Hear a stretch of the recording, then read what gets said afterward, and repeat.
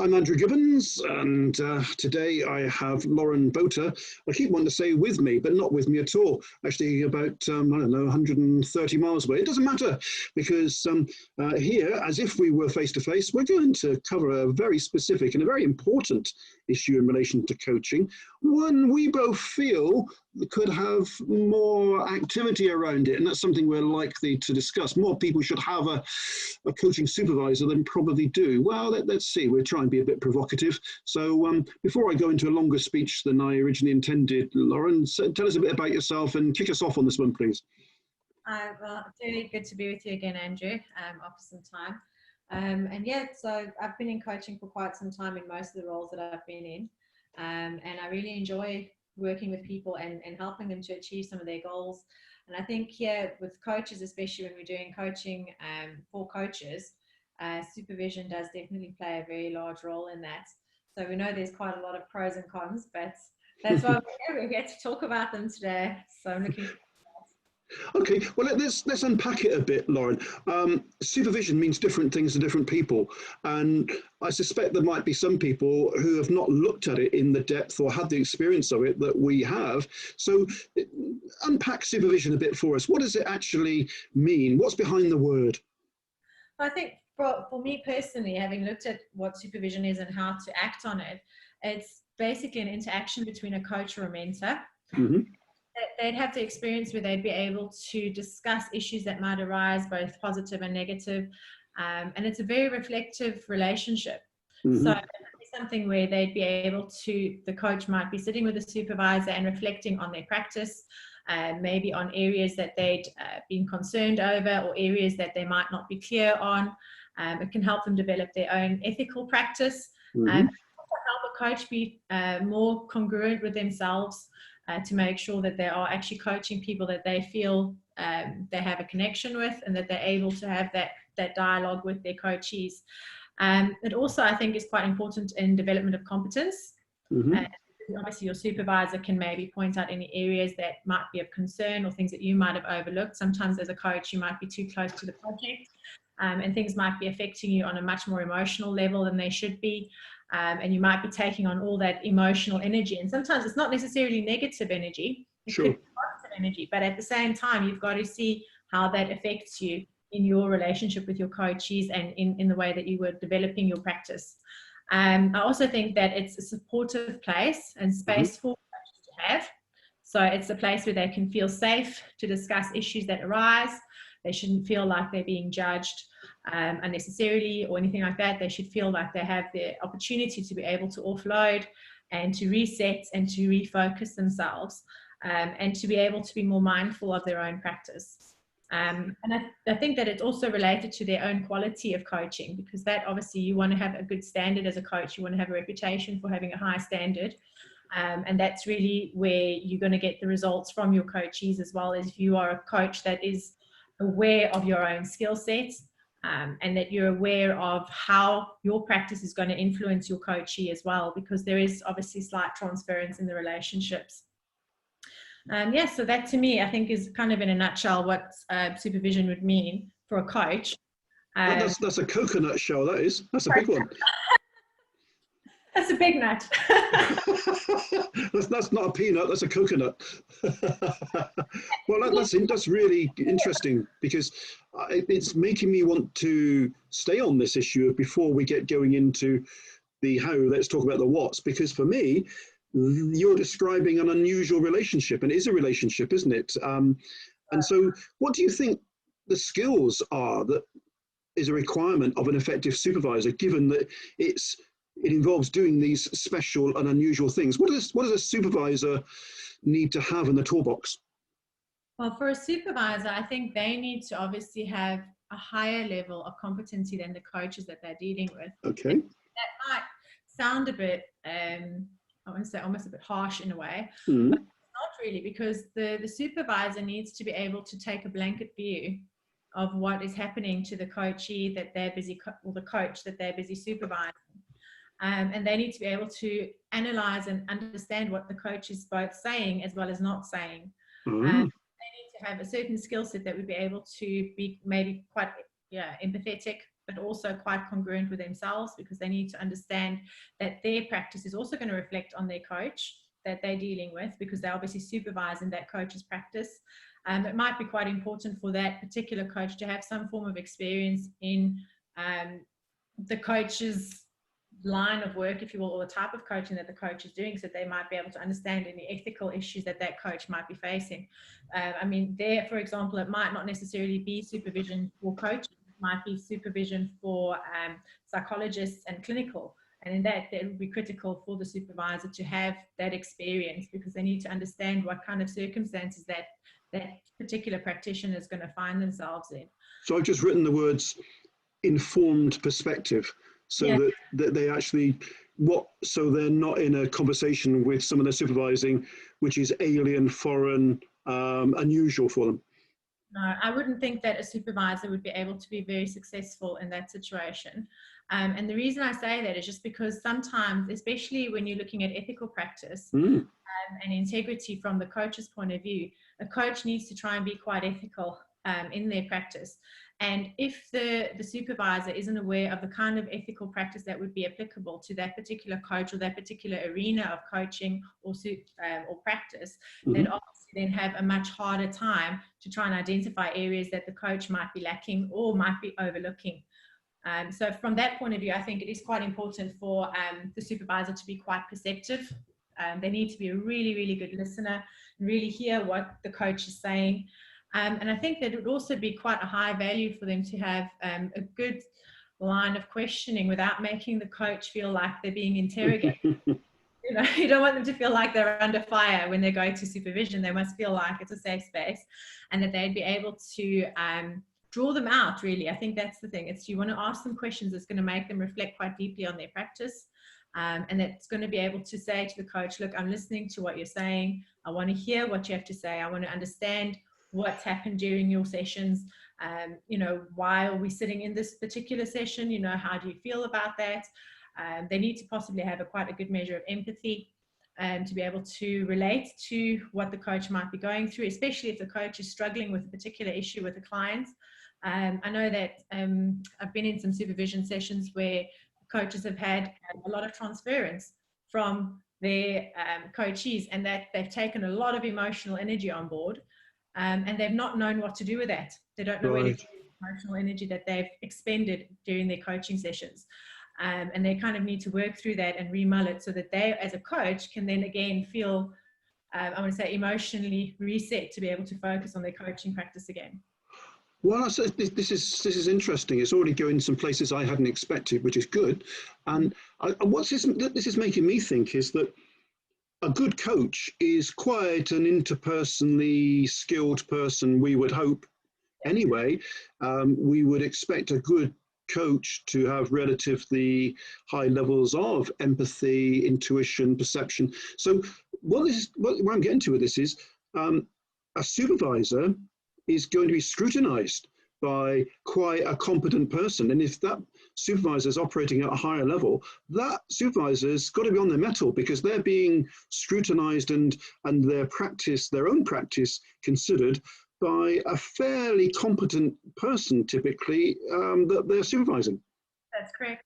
I think, and that's why it's important to understand that a supervisor is not someone who's unskilled.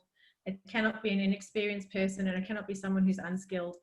It's got to be somebody who has those higher level skills and who's got a good amount of practice behind them or experience in their industries.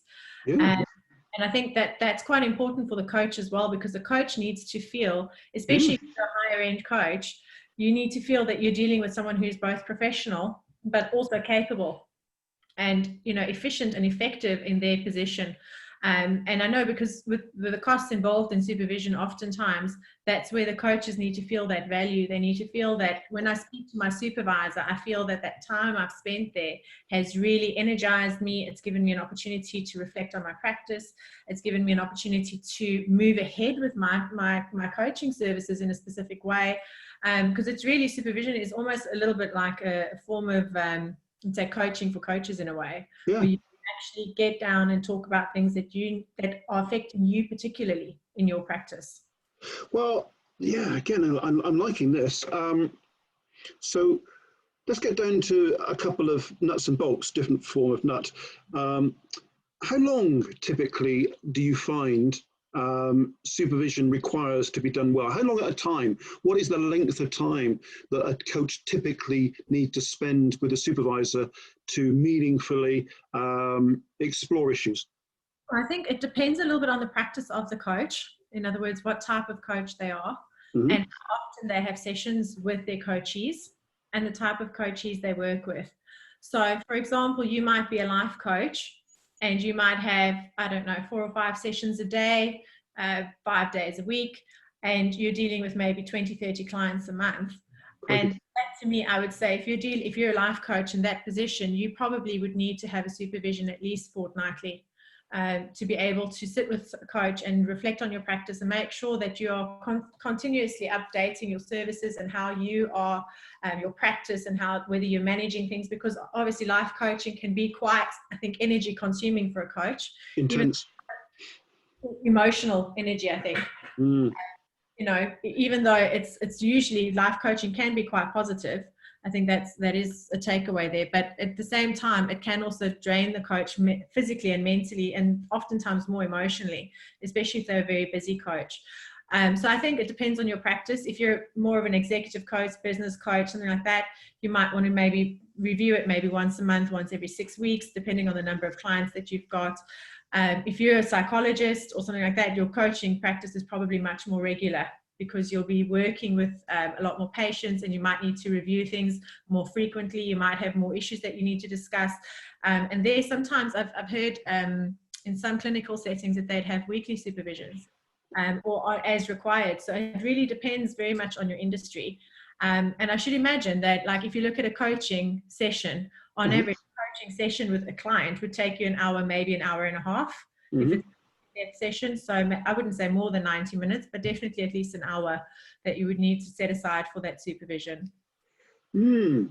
Interesting. And to do these difficult things well, looking down what I was scribbling, ethical issues, supportive place, safe place, non-judgmental, development of competence, this sort of stuff. To do that well, it seems to me, can't be done instantly. A relationship needs to develop. There's certain things that can be done well soon, but you don't get everything on first contact. Where do you see the development of the relationship? Well, it's got, there's this, I think I think it's the EMCC refers to it as relationship awareness. In their, I think it's their framework, their guidelines for supervision, they actually refer to it as relationship awareness. Good. And that's something that is they say that it's to understand and work with multiple layers within the relationship that exist within the supervision process.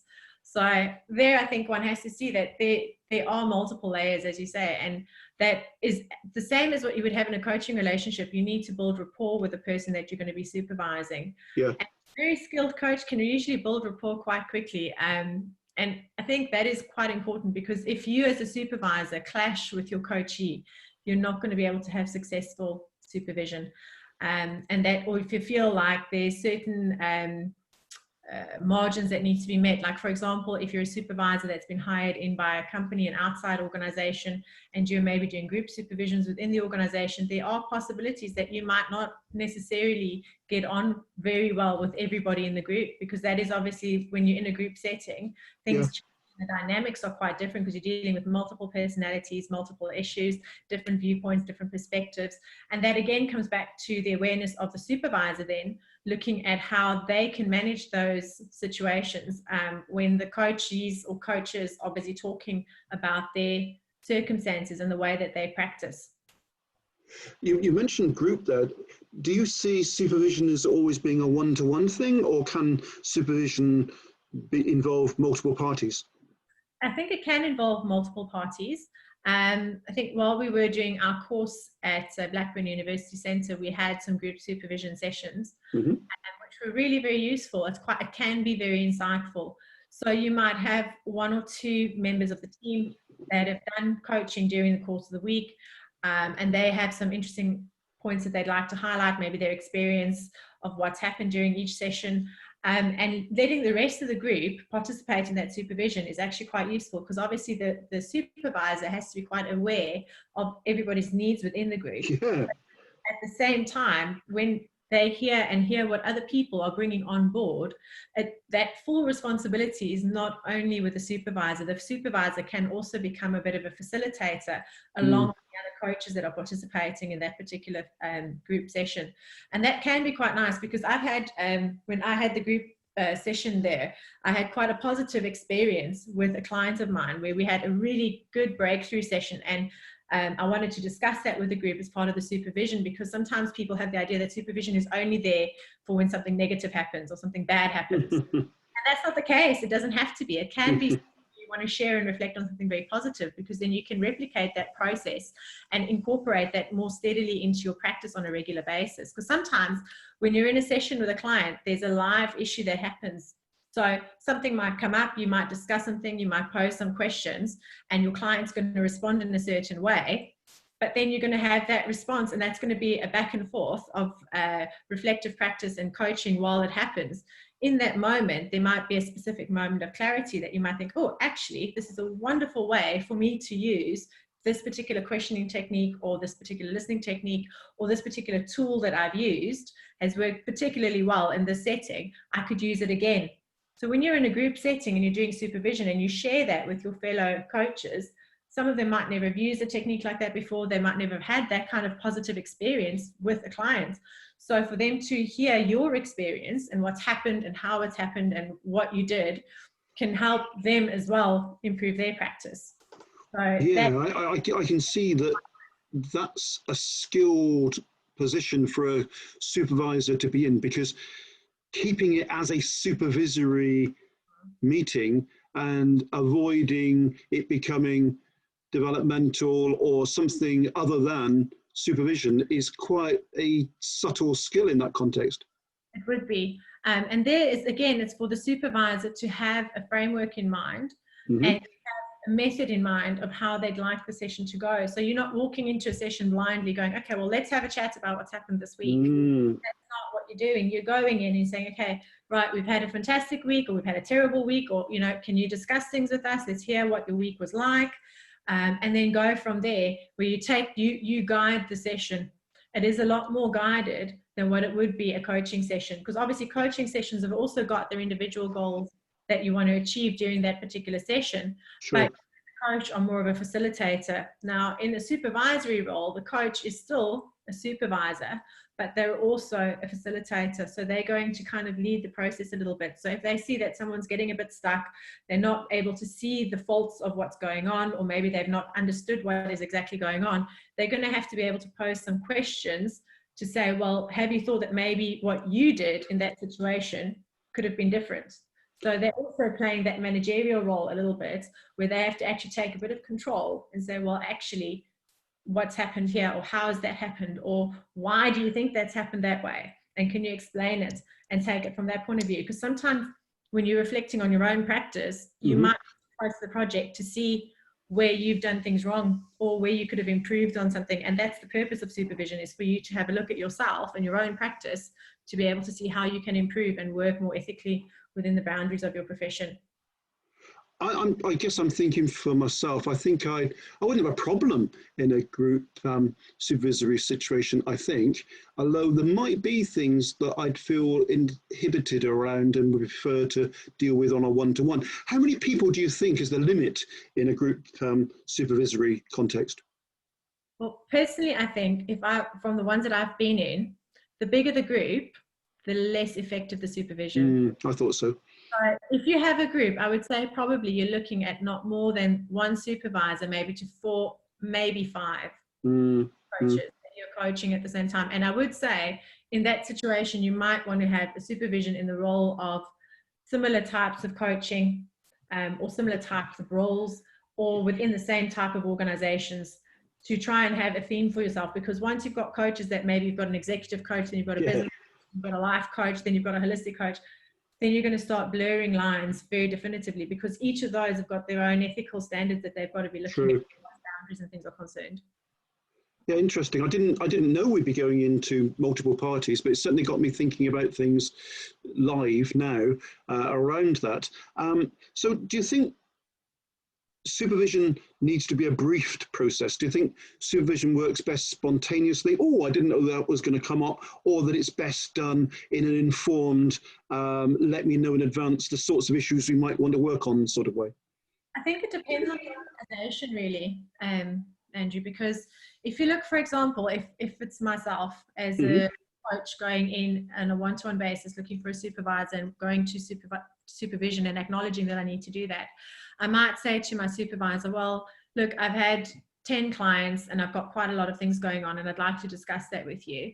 And they might say, okay, fine, let's have a chat for an hour or so on Friday or Monday or whenever. But if I'm an organization and I've got coaches that are working with me and I've got particular issues on practice and things that are concerned, it would be important for me as a supervisor to know what the issues are that they're going to want to talk about. Sure. So I might say to them, well, look, I've got, here's a supervision form. Could you put in some details about your last 10 practice sessions or last 10 coaching sessions? And what are the issues that you were facing, so that I could, as a supervisor, be a little bit prepared in terms of what I might need to refer you to, and to know if there's going to be any serious ethical issues in that we're going to have to discuss. And that would probably be more in a clinical situation. Yeah. But I think for having a structure, I mean, there are really nice structures and frameworks that one can work through in any event, even if it is sort of a more spontaneous discussion, like if it's just a regular arrangement between two coaches that do supervision. Sure.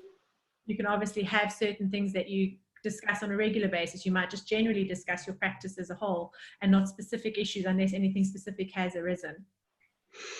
Yeah, it's interesting this, isn't it? Because I don't personally mind having a robust coach.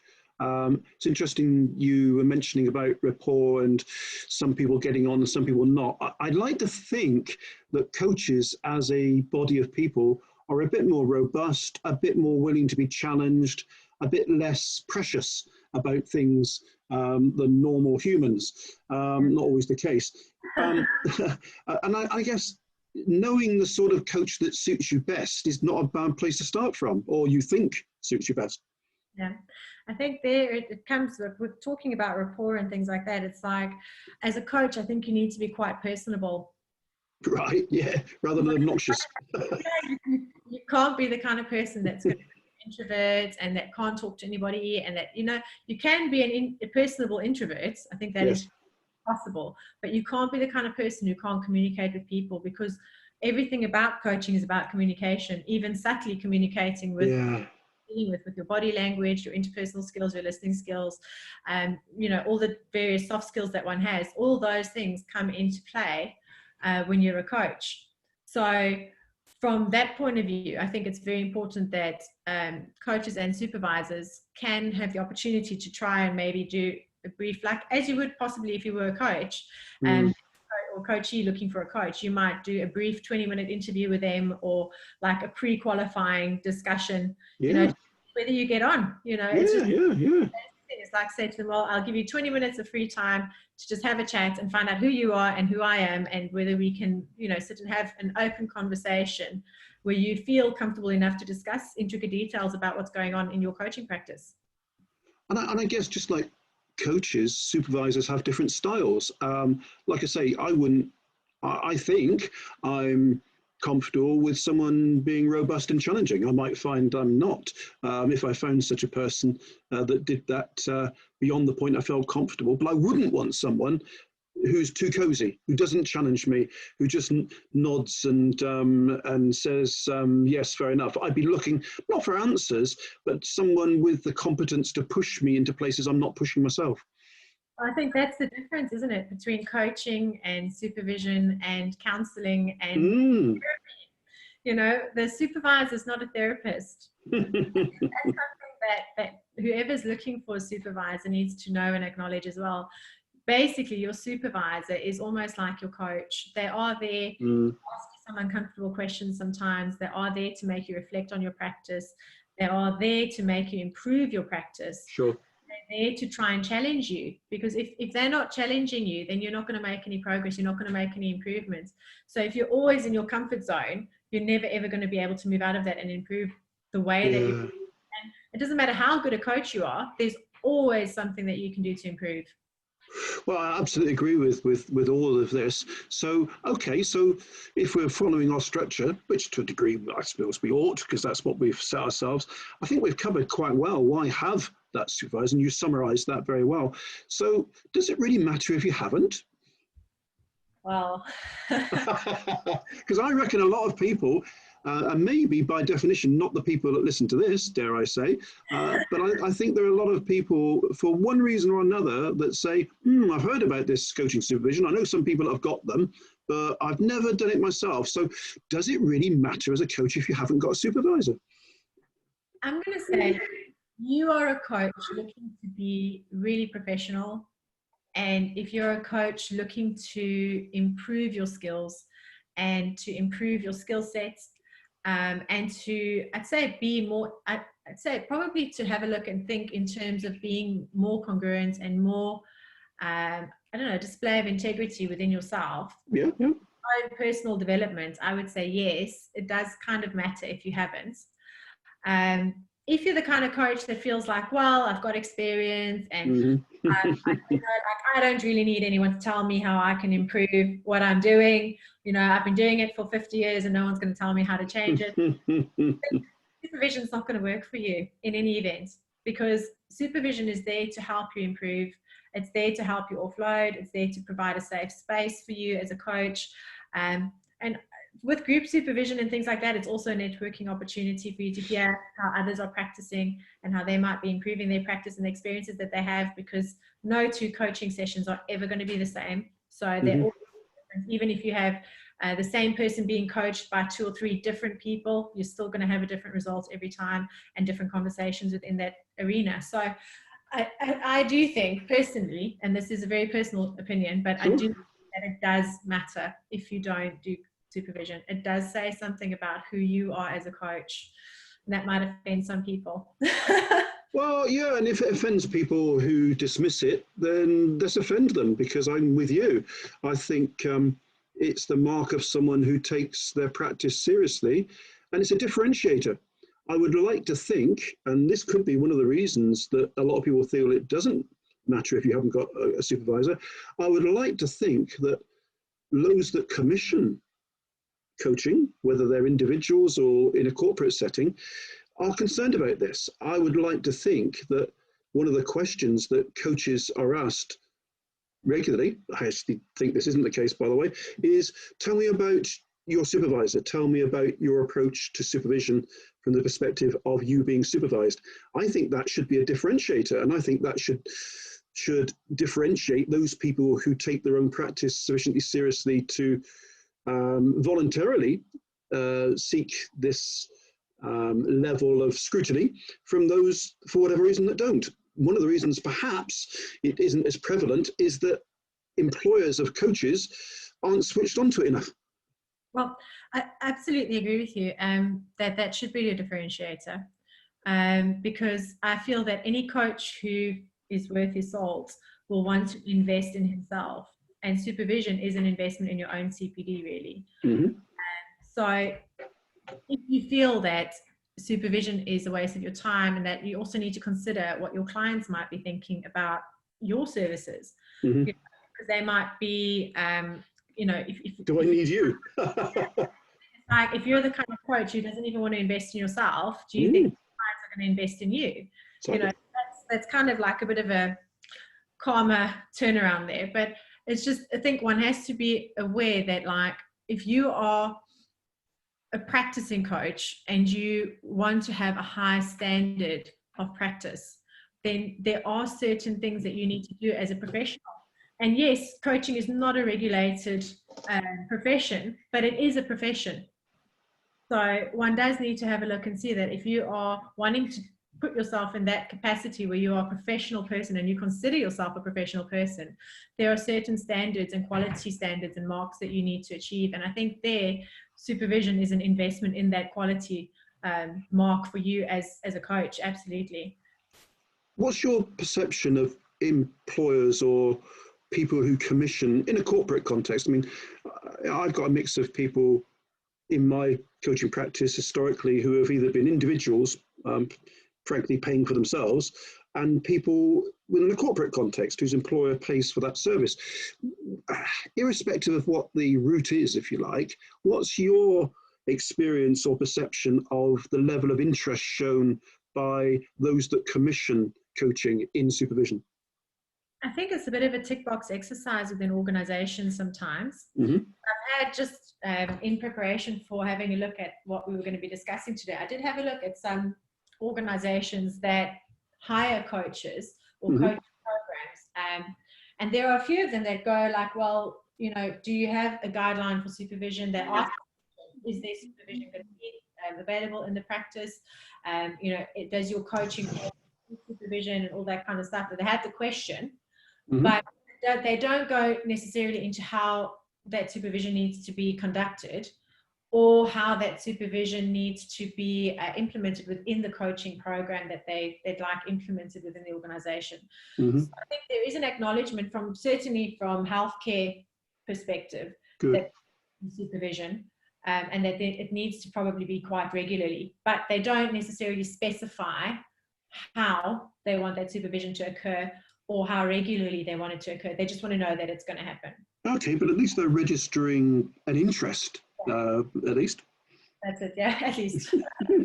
Well, I guess where I'm going with this, you probably see, is that until that interest is strong and is a factor in the commissioning of coaches, there will be people who won't value it. That's true. They've got to see the value for it. And I think that again comes back to the quality and the skill of the supervisor. So the more skilled the supervisor is and the more value they can actually display to the coach, that's where others will also start valuing it. And I think there it's quite difficult because it's the same as with coaching. Yes.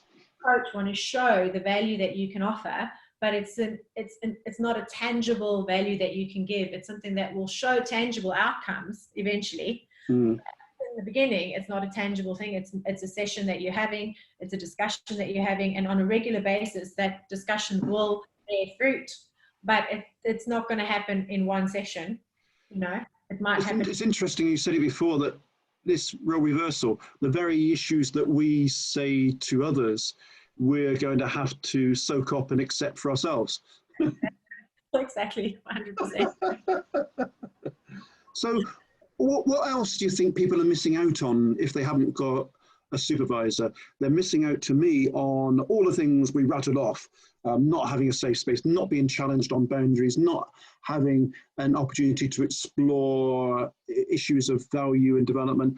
They're also missing out on potentially some work in those perhaps few organizations that so value supervision, they expect to see it in anyone that they contract. Is there anything else that we need to cover that people are missing out on if they haven't got a coaching supervisor? Well, I think they have the opportunity to be able to feel like their practice is valued, and that's probably more of an intrinsic value that they'd feel, because it's more an internal process that you as a coach can feel, well, I'm improving my practice every time I go to supervision. I'm improving my own skills. It can give you more confidence. Maybe you're a newer coach and you feel like you haven't got enough experience, or you haven't dealt with certain types of issues before, and something new has come up and you're not sure how to deal with it.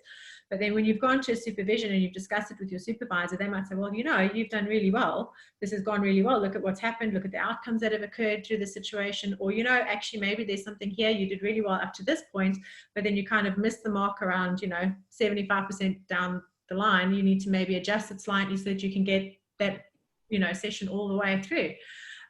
So I think there's definitely an intrinsic value for the coach in terms of how they will feel about their own practice and how they might deliver their own practice. So there's definitely that personal development issue that I think is quite important. There's also the other side, of course, is that a colleague of mine mentioned to me that when you as a coach go for group supervision, it also gives you the opportunity to network with other coaches. Sure.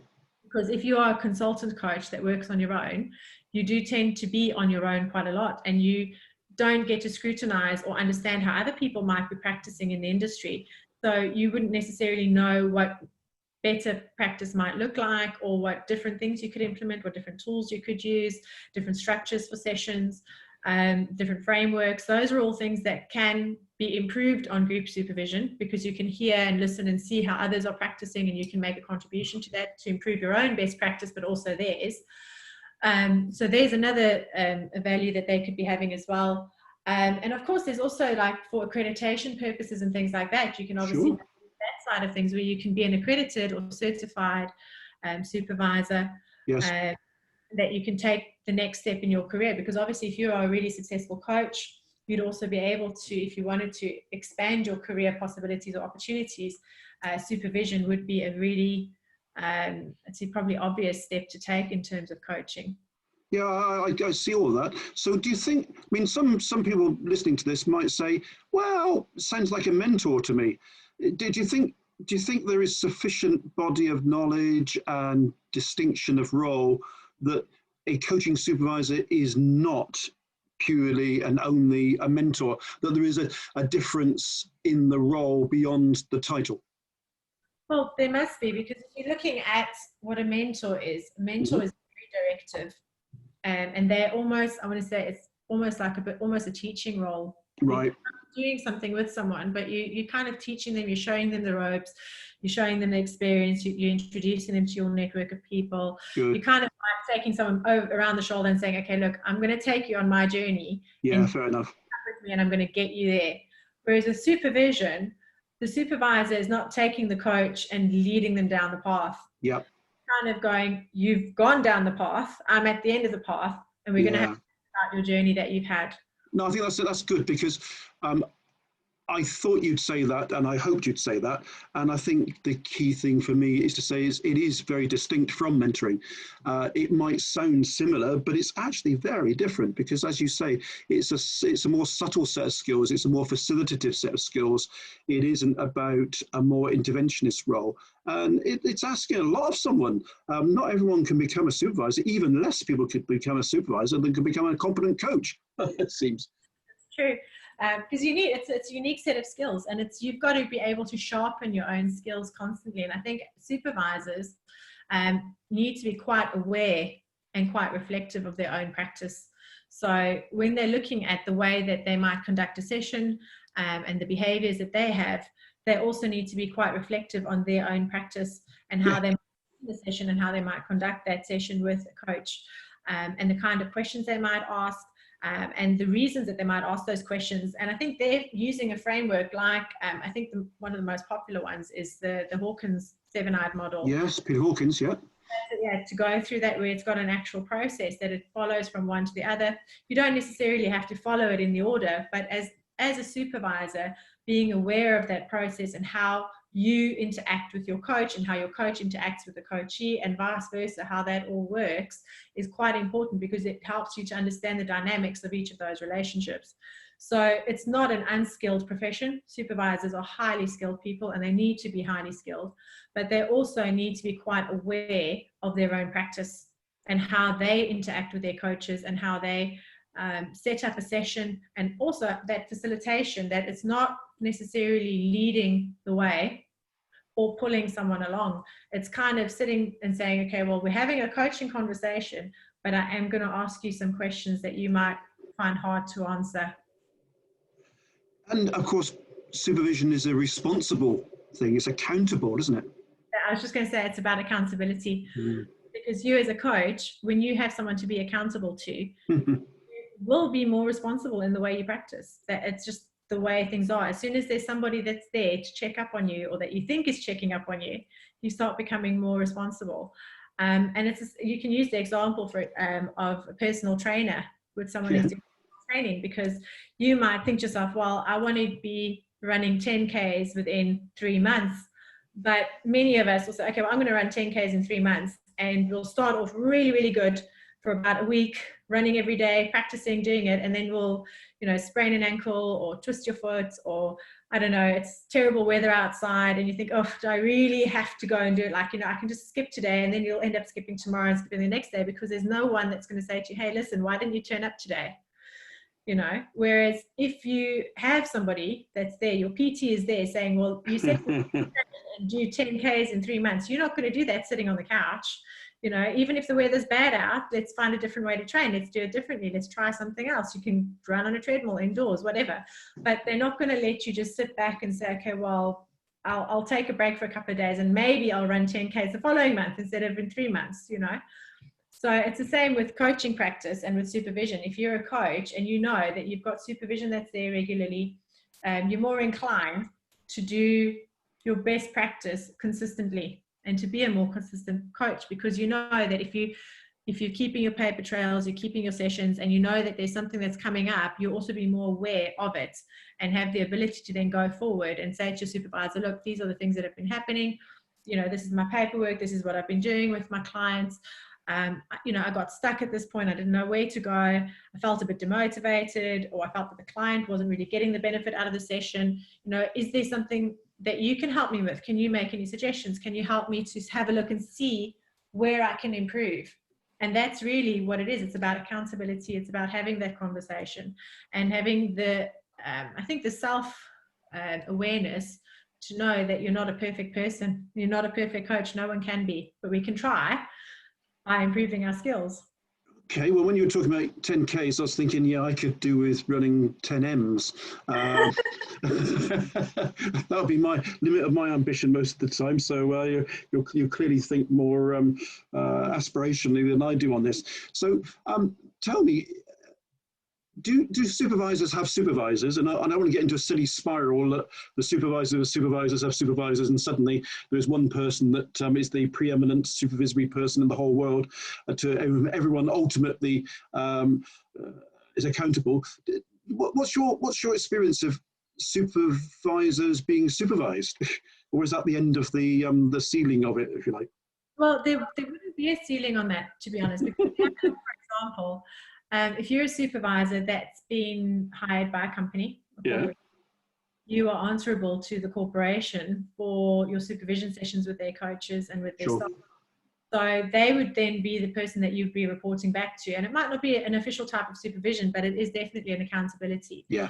So as a supervisor, yes, I would say you probably could have situations where you might need to refer to a supervisor and say, look, I've had group sessions for this whole week. There's been some issues that have been arising. I'm finding it really challenging maybe to manage a group setting. Okay. Yeah. And your supervisor can say, well, you know, what's going on in your life right now that's preventing you from having a successful group session? You know, and it might turn out that you've got something going on that you didn't even realize was affecting your practice, but it was because maybe, I don't know, maybe you're not sleeping well, maybe you've had a bad day, maybe one of the coaches and you didn't get on very well, or maybe somebody didn't get on with someone else in the group session. There's anything like that can trigger something for a supervisor, just the same as it could for a coach.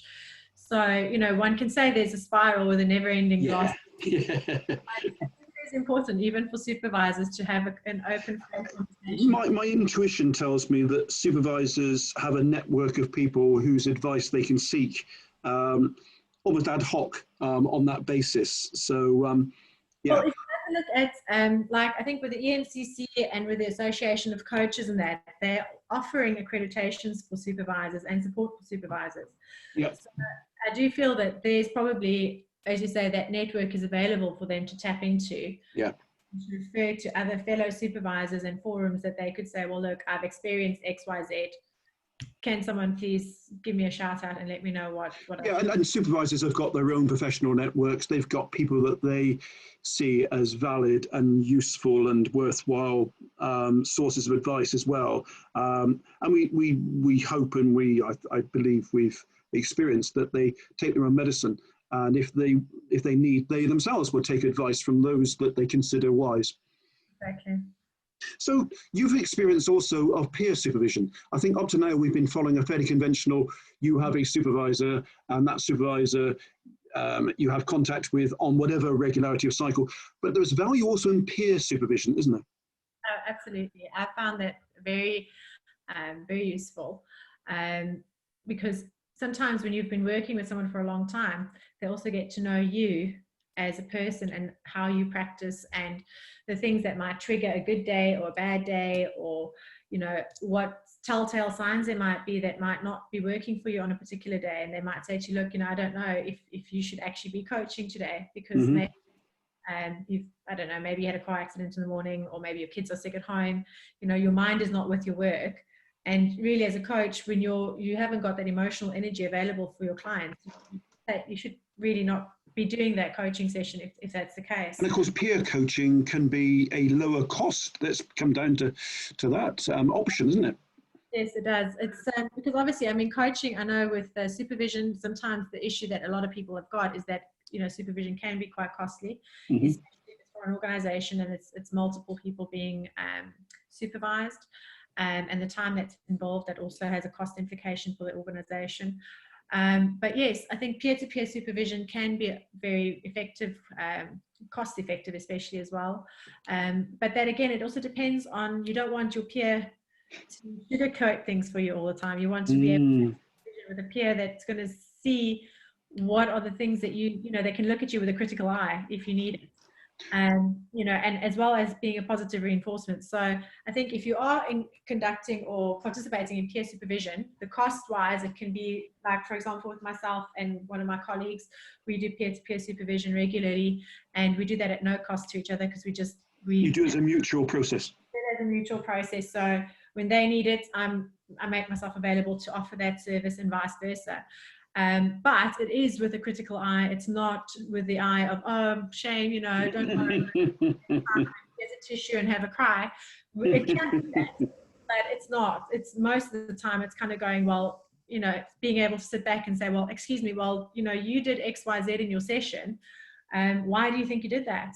Or, you know, did you really look at things? Were you well prepared? Did you have everything that you needed?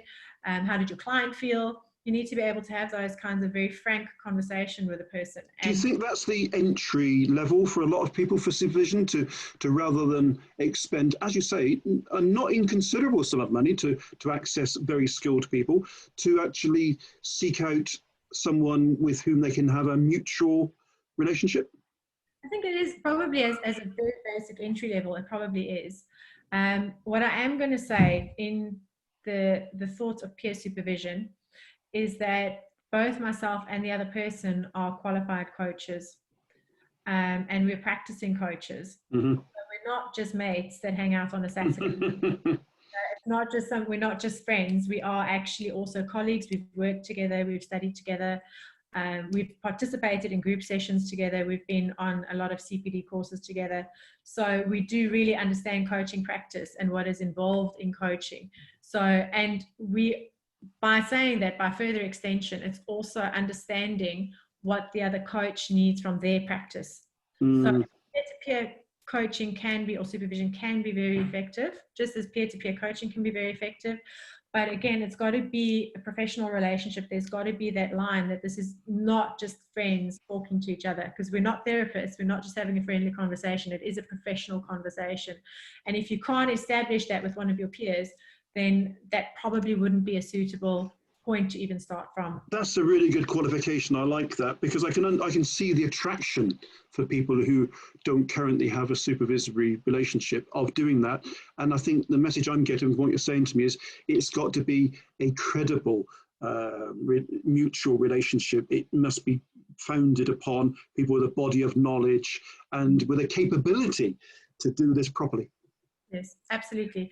We didn't participate in peer-to-peer supervision for the first 2 years of our practice. Right. So we started doing it from about our 3rd year, because prior to that we were participating in group sessions within the classes that we were doing. So you get experience as to what supervision should look like, what that conversation should be like, what are the types of questions you can have, and also what type of environment you need to create to be able to have that space and that conversation. Because yes, the supervision conversation can be very positive, and that's the outcome. You want it to have a positive outcome for both the supervisor and the coach. But it can also be a critical conversation where the person has to critically reflect on their practice, because unfortunately sometimes we get into a situation where we might be in a coaching session where something happens that is beyond our skill set. And sometimes we need to, as a coach, be able to accept that those things are outside of our boundaries, they're not within our professional scope, and we need to refer the client on.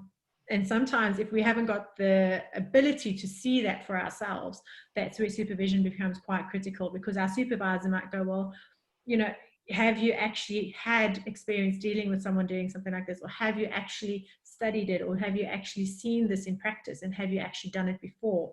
Because if you haven't, you know, if it's maybe somebody who needs a therapist or somebody who needs a counselor more than a coach, you need to really be, I'd say, like, have enough integrity to say to this person, look, as much as I enjoy being your coach, I think it's time that you need to be referred on to, and you could make that referral. So if your supervisor isn't going to have those kinds of very frank conversations with you, it might not be the right relationship or the right supervisor. You might need to go do some more shopping. Right, I'm going to stop us there, because otherwise it's going to take 3 more hours, because there's that much material and issues to scope out. It might be something we return to, because it is a big issue. It's got lots of dimensions and facets.